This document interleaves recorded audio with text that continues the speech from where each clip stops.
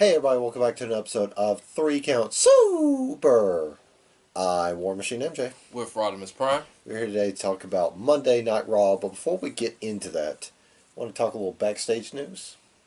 Yeah, let's talk some backstage news. Yeah, let's talk the big important issue of backstage, and that is John Morrison is back. Yes. That's all we need to know about backstage. We're Yes. done here. Yeah, pretty much. Actually, we're not done. Let's see, what else major happened on backstage? Seth Rollins. Yeah, he runs his mouth a lot. Next. Besides John Morrison, Seth Rollins. Let's see. Samoa Joe's on commentary now. He's on commentary until he gets cleared. Yeah, because Dio Madden is resuming his in-ring training so he can get bolstered up to catch them F5s. Yeah. I'm going to do a Orange Cassidy half-ass thumbs up. Other than that, that's all I can think of from backstage. And CM Punk's back next week on Backstage. Oh, yeah, that's right. Yeah. Yeah, he's going to give his honest opinions like he did the first time when he was on there. Wasn't Stephen Amell on Backstage this week, or was that last week? No, he was going to be on this week, but something came up, so he wasn't able to do promo school. He must have realized that he was an AEW man all along. I wouldn't put it past him to show up on All Elite, since him and Cody are besties. Yeah, and I think he and Jericho did that bubbly stuff. I think so. Yeah. Speaking of Jericho, selling all them bottles of the bubbly. Yeah. In 1 week. 12,000 sold in 1 week. Yeah. That's a lot. That's a lot of bubbly. Oh yeah, that's a lot of bubbly. Yeah. That's not just a little bit. That's a whole lot of bubbly. Yes. All right. Now on to something that kind of matters.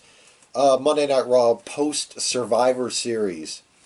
We started the show off with Seth Rollins' town hall meeting to discuss what happened at Survivor Series. Basically, to sum up all of what he said is, we dropped the ball, but it's all your fault. I didn't do anything wrong. I'm Seth Rollins. I'm cool. Or so he thinks he's cool because he called out certain people. AOP. Who else he called out? He started with Randy Orton. Yeah. He said, you were the first guy eliminated in our match. You got eliminated by Matt Riddle. You know, what do you have to say for yourself? Orton said, screw this. I'm out of here. Suck yourself. Pretty much. He then turned to Charlotte and said, you were the team captain, but you let our team down. And then he said, and you call yourself a Flair. And she looked at him like, excuse me? And then she walked out. Yeah. Then he turned at AOP and it's just like, what are you even doing here? You weren't there last night. We don't need you. Bye. And they left. And then he turned to Rey Mysterio. And he said, you were supposed to beat Brock Lesnar and take back the Universal title, but you couldn't get it done even though you had your stupid kid. So, yeah, the rest of the Raw locker room walked off. In comes Kevin Owens. And Seth's just like... He said a lot of conflicting stuff. Like, he started saying, you know, hey, I didn't mean it like that, but you'll never be a Seth Rollins. I also didn't mean that. And then Kevin Owens just dropped him with a stunner. So basically, to sum all this up, Seth Rollins was putting blame on everybody else but himself. Then he got in Kevin Owens' face where he was talking mad-ish, but then tried to backtrack, talking ish again, tried to backtrack, and oh yeah, he got dropped on that sack of dimes he calls a neck. Oh, he called him a fat piece of crap. See what I'm saying? Yeah. Talking ish, but you trying to backtrack, and then you get hit with a stunner. Typical Seth Rollins fashion. Yep. Next, we were supposed to get... No, we'd actually gotten the Bobby Lashley-Titus O'Neil match, which we got Titus O'Neil on TV. There we go. We're already winning. I don't know how I feel about that. Well, he hadn't been on TV in ages. Not counting main event. That is true. I mean, besides that, who watches main event? Um, yeah, and I feel bad because those people put in the work, especially Dana Brooke. Yeah, yeah. I mean, say what you want about her. She actually has promise. Yeah. Anyway, during the match between Lashley and O'Neal, Rusev violated his restraining order. Came in, started beating up on Lashley, started beating up Booty Lashley, and then they battle up to the ramp, and Rusev's teasing like he's about to put Lashley through an announce table. He gets arrested on sight. And of course, while he was arrested, he just kind of tackles Lashley off the stage, and then he kicks a lighting truss over, and it falls on Lashley. And then Rusev, while he's going ballistic in handcuffs, recreates that iconic photo of Stone Cold when he got arrested. You know, I saw some asking which was better, Rusev or Stone Cold. I mean, should that have even been a conversation? Now, Should that have even been a question? Because this storyline here is just flat out. It gives you a headache. It really does. now this segment from last week that was great, Yeah. but yeah, this whole segment's stupid. This whole storyline is just plain stupid. Um, Next we got Authors of Pain just burying Zack Ryder and Kurt Hawkins. Nothing new there. Nothing, absolutely nothing. Next we had Andrade taking on Akira Tozawa, which, do the math there, Andrade won. No, not much to say there. Yeah. Next we had the in-ring return of Matt Hardy, Who? who was beaten by Buddy Murphy. Oh. Oh, and congratulations to Matt Hardy and his wife Rebby. As of this recording, they welcomed their third child. Nice. It was a boy. Yeah. Of course, his contract is coming up, so Yeah. who knows where he goes from there. Yeah, that is true. Of course, Aleister Black showed up after the match, right as Buddy Murphy was starting to riff on Aleister Black himself. He stepped out of the room, stepped in the ring, and he started trading shots with Murphy, driving the Juggernaut off. Now, that would be a good feud. That's something I'd be interested in. Aleister Black versus Buddy Murphy. I can get down with that. Oh, that's going to be great. Definitely. Because he's here to pick a fight with his parents for that ding-dong ditch last week. Wow. Anyway, next we were going to get AJ Styles versus Humberto Carrillo for the United States for the United States Championship. But of course the OC beat down Dimples. Why you gotta do the boy like that? He's just a kid. Honestly, I don't know, because he's already getting kicked to the curb. Yeah, unfortunately. That man's got a lot of promise, and they just going to do him dirty like that. Hey, it's a lot of people they're doing dirty. Yeah, like Cedric. We don't even need to talk about that. Anyway, AJ Styles basically said, well, I don't have anybody to defend my championship against. Then stepped up, and then Ricochet stepped up, followed by Randy Orton, followed by Drew McIntyre with his new shtick of, it's my turn. It's my time. Mom says it's my turn. Get off. I want to play on the PlayStation. Get off. So, yeah, that leads to a fatal four-way between Mysterio, Ricochet, McIntyre, and Orton, which was a fantastic fatal four-way. Yeah, I heard the match was pretty good. There was a really nice, I say, chop-off. And I use that lightly because Drew McIntyre was laying into Orton with a couple of chops, and it was like gunshots. While Randy Orton's chops is more like... It's more like... Yeah. Did you hear that? But Randy Orton's selling of that was great. He tried to shrug off the pain, but he couldn't. So he ends the chop off by just poking him in the eyes. Of course, Rey Mysterio picks up the win. Afterwards, like we cut to commercial, come back, Rey Mysterio is challenging for the United States Championship. And this was a pretty good match. There was a referee botch. The OC got involved, followed by Randy Orton getting involved, RKOing AJ Styles. I mean, that's another feud I'm kind of looking forward to. Randy Orton versus AJ Styles, especially when who was it? Charlie interviewed AJ. Yeah, and he was too livid to speak. Yeah, and he just said Randy Orton and just walked off. I mean, their last feud was fire. Too bad AJ got hurt mid match. Yeah, that sucked. Wait, I don't remember that. Yeah, it happened. I mean, I remember the match, but I don't remember him getting hurt in the match. That's what I'm saying. Oh, he got hurt mid match, like something popped in his back. Oh, was that at WrestleMania? Yeah, is that man? Oh yeah. I remember that now. So I was thinking of like when they were on SmackDown. yeah, no. Yeah, I remember that now. Yeah, but yeah, Rey Mysterio, new United States champion, celebrating with the UK champion. Dominic. Oh. Get it? Because they look alike. Yeah, I get it. Yeah, that's the running joke on Going in Raw. Yeah.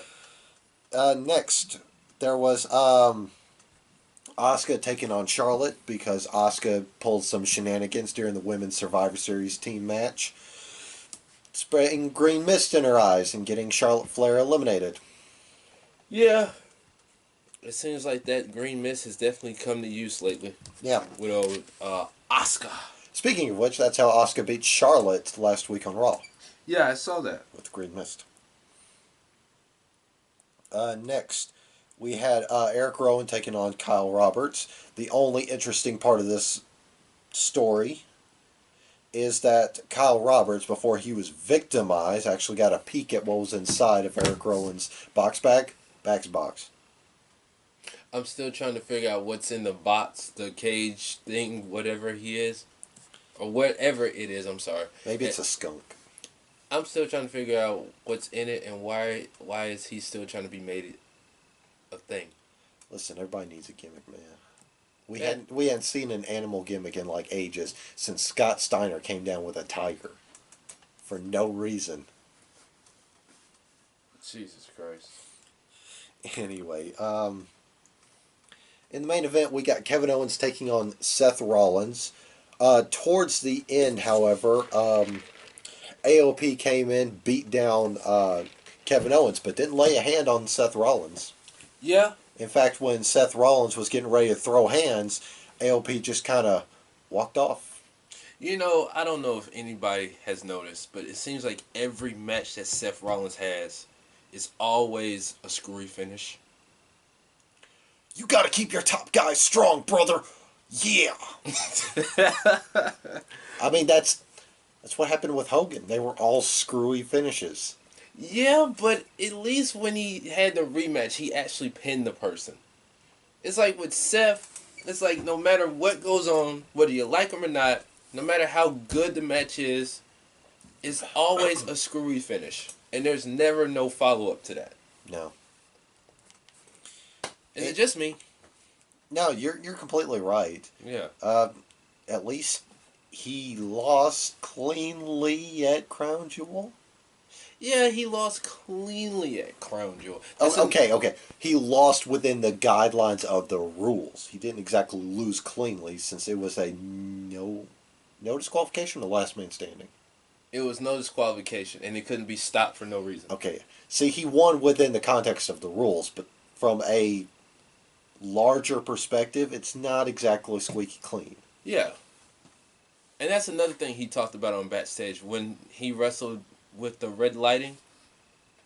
Okay, at first, I like the red lighting, but I actually agree with Seth on this. It's annoying now.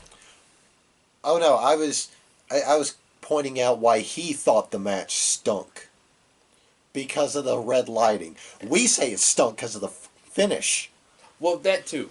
But he said the red lighting threw him off. And plus the cage was red also. Okay, I won't lie. Watching that match, it did hurt my eyes. Yeah, I actually agree with Seth on that. But other than that, the finish sucked. Finish stunk. Speaking of finishes, we closed out the show with Seth Rollins laying into Kevin Owens with one last stomp. Yeah. Yeah, that's how we closed Monday Night Raw for the 25th. And for this week's, December 2nd, we kicked off the show with a Seth Rollins apology. Keyword, apology. Apology, yeah, because Seth Rollins basically said, "Oh, I feel strongly about this brand. I love this brand." And my words were taken out of context. When I said "we suck," I meant "we suck." Basically, it was a whole lot of bullshit nonsense. It's the typical Seth Rollins. Oh, I'm trying to suck up and be the, I guess, Mr. Goody Two Shoes. I'm going to be the role model and take responsibility for my actions. And then go blame it on somebody else and act like I ain't do nothing. Yeah. I'm that kid in school who's gonna go snitch on somebody. I'm the third grade snitch who's doing it for all the right reasons. Right. Anyway, but yeah, Kevin Owens basically comes out and calls him on it, says this is a whole lot of bullshit. He actually says bullshit on camera. That is shocking, because usually if he says that, they're quick to hit that bleep button. Yeah, usually AEW gets to say shit, and it's usually one instance of it. Yeah. Because they've let Hangman get away with saying cowboy shit. Yeah, and he actually has a shirt that says cowboy shit. How about that? Still remember that bit from Being the Elite where Chuck Taylor confronted him and said, "I'm cheesed off that you said it on TV." Wow. That's great. Anyway, yeah, before the show even kicked off, we had AOP rolling up in their black Escalades. Mm-hmm. And when Charlie interviewed them, one was speaking in Armenian,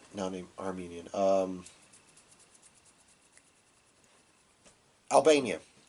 Yeah. One was speaking in Albanian, the other was speaking in Punjabi. And when Charlie's just like, "I'm sorry, I don't understand," all one of them said was, "You look beautiful tonight, Charlie."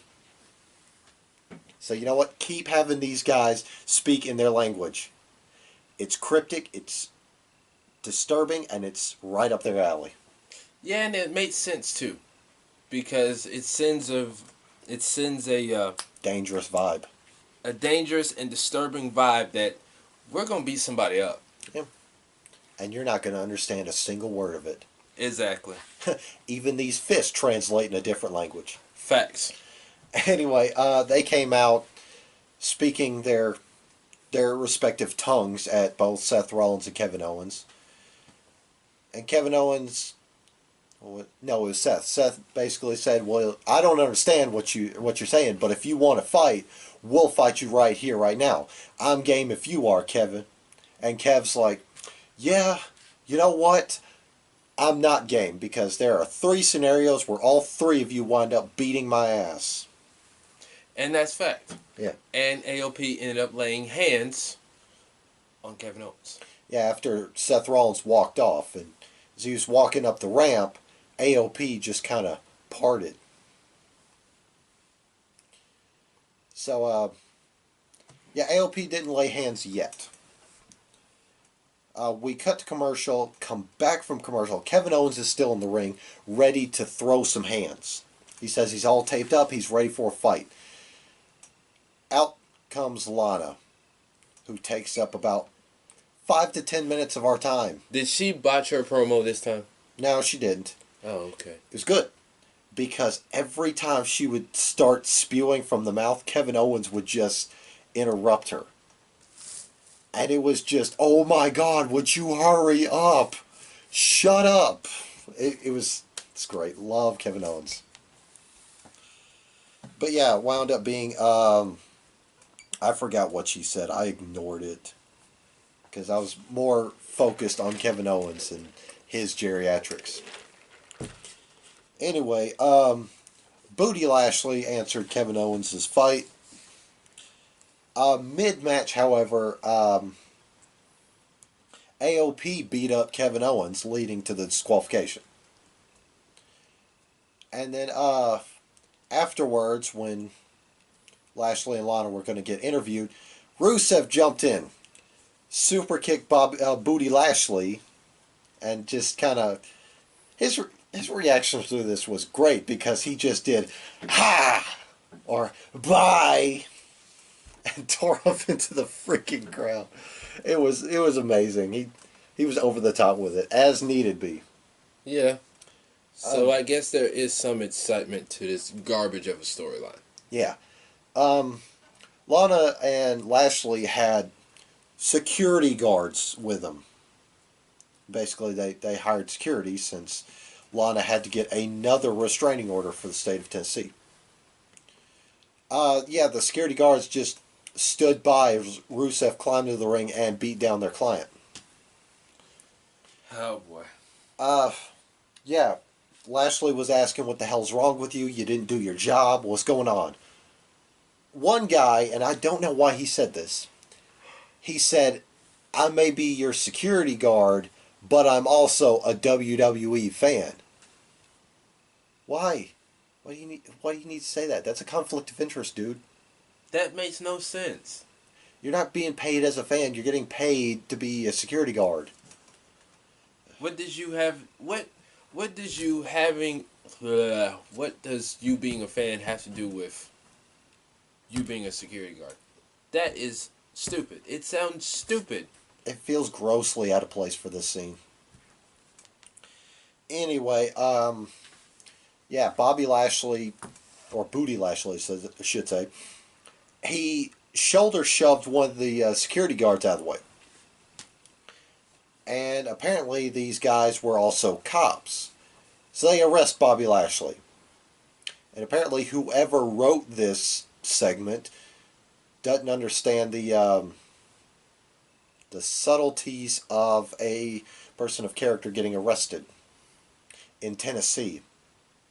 Just looks a wee bit wrong. Getting arrested for no reason. I just can't. I can't. I would use an analogy of balling up subtlety and throwing it out, but that's your AEW notes, so I'm just going to leave those alone. Yeah.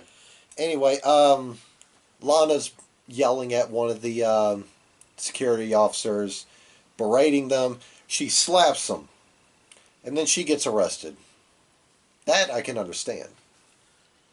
So basically, it's like she got arrested for what you call disorderly conduct. What? No. Assault and battery. There you go. She laid hands on him. There you go. Assault and battery. So they both got arrested. They both got put in squad cars, and they were all released early Tuesday morning. Or at least that's what the post went up.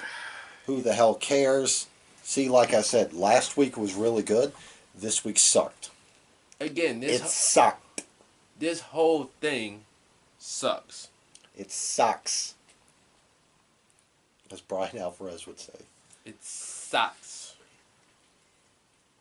Yeah, sucks. Anyway, next we had Drew McIntyre taking on Akira Tozawa. And Drew McIntyre basically said, "Hey, you take your shot, and I'm going to beat your ass." You know, he got down on his knees, put his hands behind his back. They told Tozawa, "If you're not going to take the shot, get out of the ring." And this led to a fairly enjoyable match. Fairly enjoyable. Of course, Drew McIntyre put away Akira Tozawa with the Claymore, and Tozawa sold that Claymore like $1 million. I can imagine he did. He did a full flip with it. Yeah, he sold that like $1 million. Anytime somebody hits you with their finisher and you flip with it, oh, you selling it like $1 million. Yeah. Afterwards, it got stupid. Because this show is littered with badly timed commercial breaks. And here was an example of it. Drew McIntyre gets the stick and starts laying into gripes about people taking their business on Twitter. Yeah. And then he says, "No, I confront people face to face. So Randy Orton, get out here." Cut the commercial. Come back from commercial. Drew McIntyre says, "Why do I want Randy Orton out here?" Cut to footage from last week's chop off. Cut back from footage. Drew McIntyre demands Randy Orton get his ass out here. So yeah, bad commercial breaks. You know, honestly, I heard that I had read somewhere the show was really bad. Yeah, it was. And so there was really no sense in even watching. I watched just for the show. Yeah. This show, 3 Count, yeah. Which you can find on our channel. Go check it out. Shameless plug. I will say, though, that this week we had Samoa Joe on commentary, as mentioned earlier. It was great. And I forgot to mention, shut the fuck up, Jerry. Listen, anytime you hear Samoa Joe on commentary, you know it's finna get real. He is one of the best talkers in WWE, barring Paul Heyman. Yeah. He's one of the best talkers. Yeah. And he fits like he fits perfect on commentary. He's enjoyable because when the authors of pain were doing their were speaking in their tongues, Samoa Joe would just go, yeah, preach it. Only Samoa Joe can get away with that. It was delightful.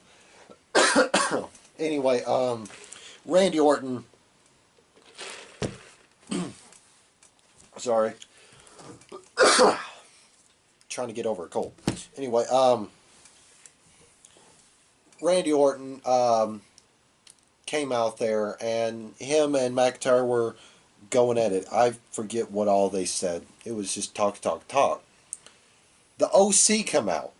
And of course, AJ Styles is still fuming from losing his belt. The only word he managed to get out is Orton.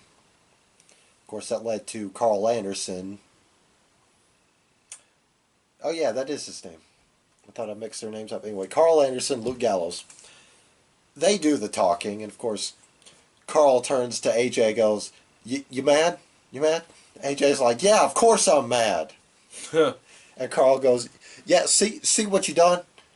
You done made Uncle Alan mad. Done made him mad. OC's fantastic. Yeah, I've come around on them. They hit the ring, and they're beating up on Orton. Drew McIntyre just got out of Dodge. He's like, nope, not my business. I don't care. And of course, that leads to Ricochet coming out. He gets his ass beat. That leads to Humberto coming out. He gets his ass beat. And that leads to Rey Mysterio coming out. He beats some ass. Takes just a wee bit of gold to turn the tide. Yeah. A wee bit of gold on a small little man. Well, that's the joke I was making. Oh. A wee bit of gold. Anyway, after they had fended off the OC, they tried to make nice with Randy Orton. Randy Orton's just like... Wow. He didn't do all that now. He just kind of... Yeah. Whatever. Anyway, there was a backstage segment where the three of them are checking up on Orton.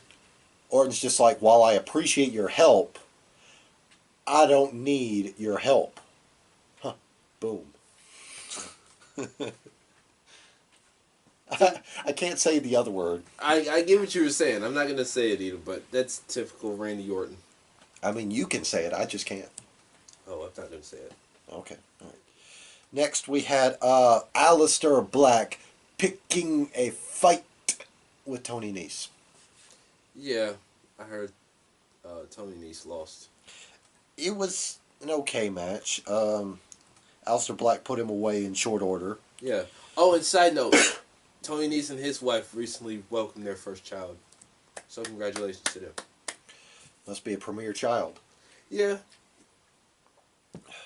I don't know, with that man's physique, that kid's got some pretty big abs to fill. Yeah. Yeah, he does. He really does. Yep.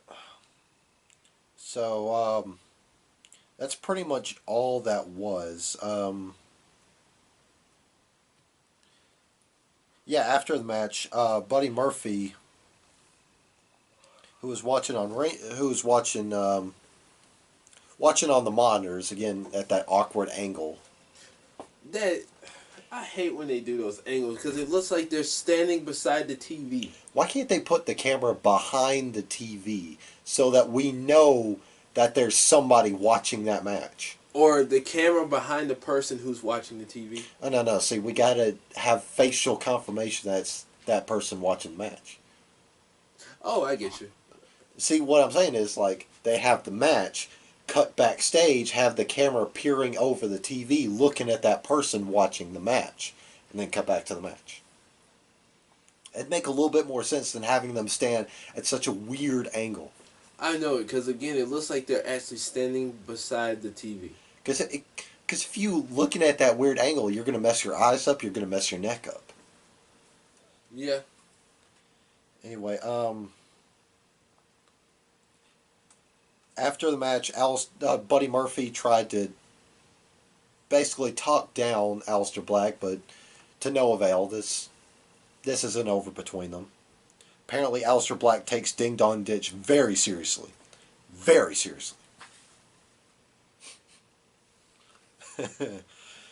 Next, we had Andrade taking on Eric Young. I forgot who he was for a second. Who? You know, that guy that delivered that pile driver on the steel steps in Impact. Oh wait, wasn't that the guy who? Showtime, Eric Young. Yeah, that guy. Yeah, they put the camera on him, and I was like, wait, who is that? Oh, that's Eric Young. Yeah. I saw a post the other day saying, "Why does he look like Hardcore Holly?" He looks like Crash Holly. I wouldn't go that far.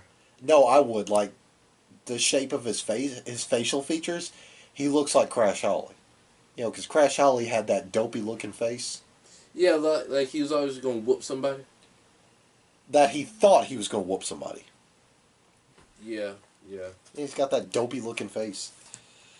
Anywho, yeah, Andrade put away Eric Young. Eric Young. I almost called him Crash Holly. You know what? That's what we need to start doing. Call him Crash Holly. I'll call him Crash Young. Okay. Yeah, put away Crash Young. Damn it, I wasn't gonna do it, but yeah, whatever. Crash Young. After he tried for a second elbow drop. And missed.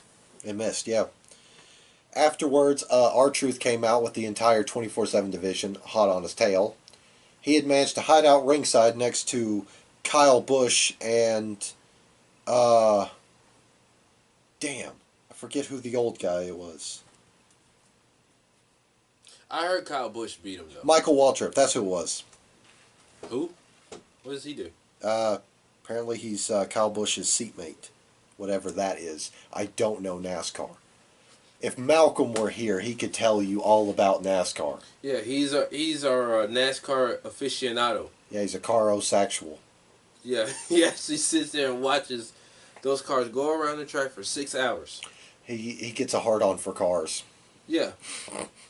Anyway, especially the Indy 500 or Formula One or Le Mans. Yeah. Now I can watch Le Mans because they go through some very nice scenery. I've never watched, so. Like it's a marathon race. It's not really, a track race. Yeah. They have a specific course, and sometimes they drive through, towns. Mm-hmm. It's usually over on the European continent. It's real nice, lovely looking scenery. Anyway, back to Monday Night Raw. R-Truth was hiding out next to Kyle Busch and Michael Waltrip. R-Truth stands up and he's thanking the two of them for let him hide out. Michael Waltrip stands up and he's got a zip up hoodie on. He starts unzipping it very seductively, and he's wearing referee shirt. Wow. R-Truth is reeling over the fact that he's a referee. Meanwhile, Kyle Busch gets a pin on R-Truth. He's the first NASCAR driver to win a WWE championship. Wow. And then R-Truth won it back later in a .com exclusive. But up. Next, we had Eric Rowan taking on No Way Jose. Who? That party guy. Ezekiel Elliott 2.0. I don't even get the reference you're making. Ezekiel Elliott plays for the Dallas Cowboys. And every time I see No Way Jose, I think he looks like Ezekiel Elliott. In what way? Facial. Oh, the facial features. Yeah. I thought you were about to say with the hair. I was like, doesn't Ezekiel Elliott Shaven? No, he's got like a little fro, like a little. Oh, okay. But no way, Jose's hair is a little longer though. Well, yeah, he's got dreads. Yeah. He's got like Juice Robinson style dreads. Yeah. Anyway. Oh, he's got the dreads back again? Yeah. Oh, Lord. Anyway, yeah. A couple of the conga line dancers actually got a look at Eric Rowan's bag box. Eric Rowan snapped and started throwing people around. And then he beat Noe Jose. No big surprise there. No, I'm not surprised. In the slightest. Yep. Next up, we had a 2-on-1 handicap match as Charlotte Flair took on the Kabuki Warriors. Both of them at the same time. Yeah. This is where Jerry annoyed the absolute piss out of me.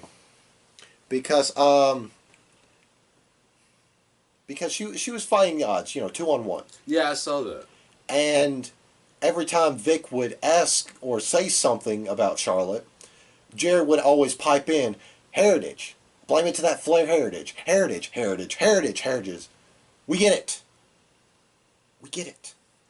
Lawler on commentary is really aggravating at this point, and I just can't deal with people like him anymore. Oh, it got worse during the main event. Anyway, Charlotte lost. I believe she lost legitimately. Yes. There was a really nice spot where Charlotte had the actually towards the end, where Charlotte had the figure 8 locked in on Asuka. Kairi Sane hits the insane elbow on Charlotte while she's bridged up. I saw that. I actually came home to this match. Most of the show, I missed except this. I love that spot. That was great. That was. Yeah, she got the pin on Charlotte with that. So, Kabuki Warriors won clean as whistle, no missed in sight. Next, Viking Raiders, who had the only win for Raw on Survivor Series, Yeah. defeated 2 jobbers, And what was their names? Mark Sterling and Mitchell Lyons. That sounds terrible. Is it any better than Dexter Loomis? Hell no. At least Dexter Loomis sounds like a main character. Dexter Loomis sounds like a serial killer. But an important character. Yeah. Anyway. It's still the name still sounds stupid to me. Hey, it fits his look. Because he's got that old-timey, teased up mustache. All he's missing is a fighting stance like this. Bully! Yeah. Why are they treating the Raw Tag Team Champions like this?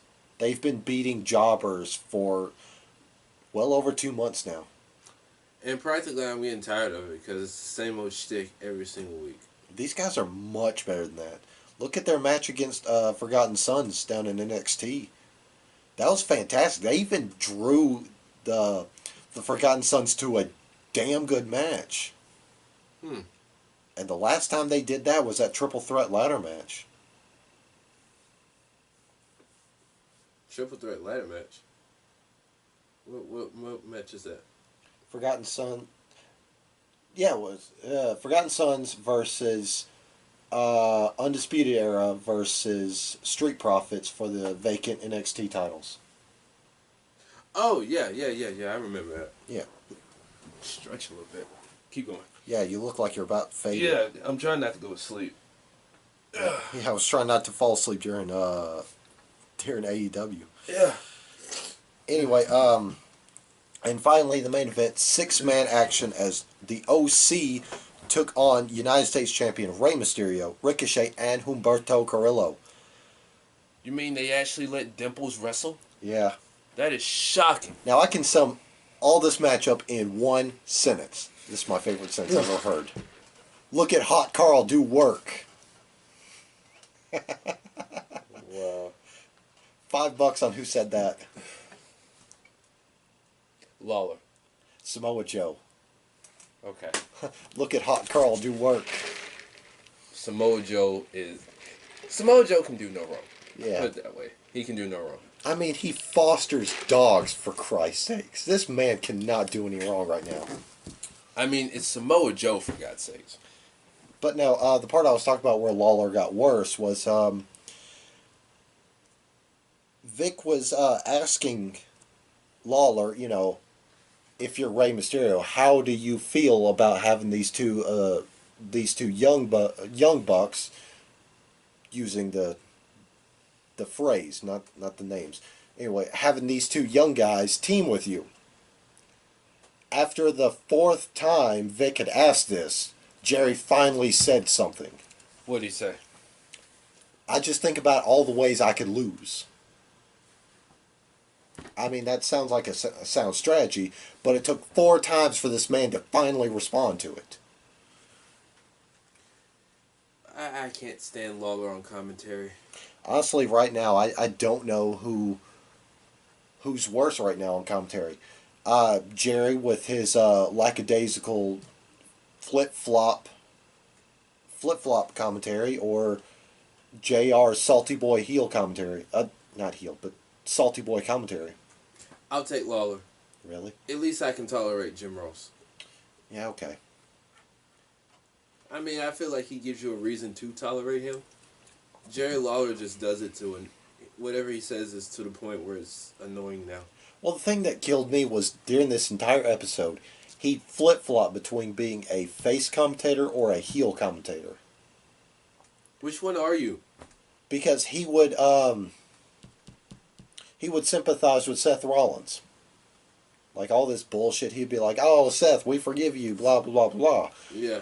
Meanwhile, somebody else, some other heel does something dastardly, and he's just like, "Oh, damn them, they should know better." He did that a lot when he was back in the early days. Back when he was actually cool as a commentator. But now Jerry Lawler is just flat out annoying. Honestly, he's just a one-trick pony. Facts. Yeah. His glory days are pretty much over. Anyway, the OC get the victory over the Faces, the quote-unquote superheroes. Can we stop pushing this superhero narrative with Ricochet? They got... That's part of his Twitter thing. His handle on Twitter. I mean, he moves like a superhero, but can they just stop beating us in the head with it over on commentary? Hey, they did that with Finn Balor when they kept calling him the extraordinary man who does extraordinary things. Even I got tired of that, though. Yeah. This is starting to wear out because, you can't define this guy on something made up like a superhero. This guy is more than capable of just flying around. He can put on a technical showcase. Yeah, he can. But yeah, they just beat it in our heads, though. And it gets to a point where it's just flat out annoying. Yeah. Like the whole Seth Rollins, Becky Lynch stuff. It was annoying on halfway through week 1. Yeah. I'm glad they put it into that. Yeah. I mean, I haven't heard a divorce yet, but... Yeah. Anyway, AJ Styles won by hitting an avalanche Styles Clash on Ricochet. Yeah, I saw that. Afterwards, while AJ was doing a victory lap, Randy Orton took him out. RKO, and that's pretty much how we end the show. Hey, I'm game with Randy Orton standing tall. Yeah, you're right. But yeah, that was Monday Night Raw for 2 weeks, yeah. Yeah, now we have tables, ladders, and chairs. No stairs, though. Thank God. And no matches announced for it. There's the rumor mill announcement for it. Roman Reigns versus Baron Corbin and a dog collar match. Rusev and Lashley are finally getting their match. Charlotte and Becky taking on the Kabuki Warriors for the women tag titles. Ooh-wee. Yeah, just... Yeah. The Fiend versus Daniel Bryan. I'm actually on board with that. Yeah. Their match at Survivor Series was pretty good. It was. It was short, but it was pretty good. It was. It did exactly what it needed to. Yes. Anything else on the rumor mill yet? Oh, not that I can think of. Yep. That's it for the 3 count. You know our plug. If you like his opinions but not his face, he has a podcast. Prime Talk with Rodimus Prime on the Castbox app, episode 19 up right now. You know, when you posted on Twitter the other day about you not liking the fact that you wear glasses, I almost replied with, "What about your stupid ugly face?" But then I thought, no, people would take that out of context. Yeah, they would. I mean, you'd be cool with it because that's our shtick. I say you got a stupid ugly face, Yeah.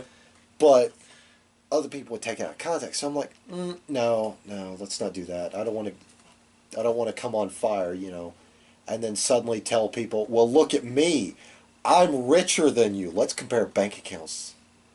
Oh, I get what you're trying to do there. No, I actually thought about putting it, and I'm like, no, I don't want people attacking me. Yeah. But I get it though. Like you said, that's our thing. Yeah, that's our bit. Yeah. All right. I'm War Machine NJ, and he's got a stupid ugly face. I'm Rodimus Prime. We'll see you guys next time.